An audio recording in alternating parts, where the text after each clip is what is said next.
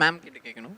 Ma'am உங்களுக்கு அஜித் சாரோட ஒரு மறக்க முடியாத ஒரு மூமெண்ட். நான் வந்து மேடமால மறக்க முடியாத மூமெண்ட் ஒன்று சொல்லவா எல்லாருக்கும். மேம வந்து நடுக்கடல் ஷார்ட்ல இவங்க ஓடி போய் போட்டில் ஏறி போட்டு ஸ்டார்ட் பண்ணி ஓட்டணும். Speed boat. கேமராமேனு சார் எல்லாம் இருக்காங்க. இது மேம் எடுத்து அசால்ட்டாக பைக்கை ரைட் பண்ணி செம்ம ஃபாஸ்ட்டாக போயிட்டாங்க. போயிட்டு ஷார்ட் ஓகே. அப்புறம் ஒவ்வொரு ஷாட்டுக்கும் கரைக்கு திரும்பி வரணும். வந்து இறங்கும் போது எல்லாரும் அப்படியே பதட்டமாக வந்து இறங்குறாங்க. இறங்கும் போது சொல்கிறாரு, நீரவ் சார் சொல்கிறாரு, உங்களுக்கு உயிர் பயம்னா என்னன்னு தெரியணும்னா மேடமோட போட்டில் போங்க. என்னமோ சாதாரண ஸ்கூட்டி ஓட்டுற மாதிரி கடல்ல இஷ்டத்துக்கு ஓட்டுறாங்க. அப்படியா?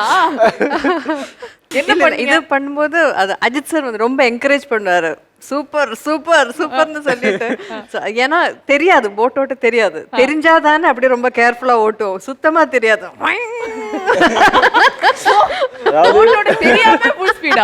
அதாவது சி வந்து ரொம்ப ஹார்டா இருக்கும்ல. அதாவது வேவ்ஸ் வரும்போது கம்மியா போகணும், வேவ்ஸ் வரும்போது திருப்பி போகணும். அதை மேனேஜ் பண்ணி போகணும்ல. இவங்க எதை பத்தியும் கவலைப்படல. யாரு வேணா வாங்கடா எதிரில்.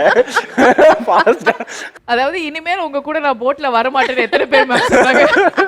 அதாவது நீரவ் சார் வந்து என்கிட்ட இவங்களுக்கு ஷாட் ஓகே இல்ல, மறுபடியும் ஓட்ட தேவையில்லை அப்படின்னு கேட்டாரு.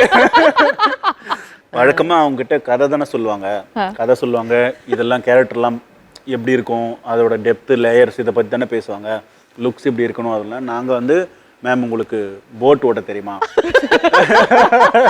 ஷிப் ஓட்ட தெரியுமா, லாரி ஓட்டுவீங்களா?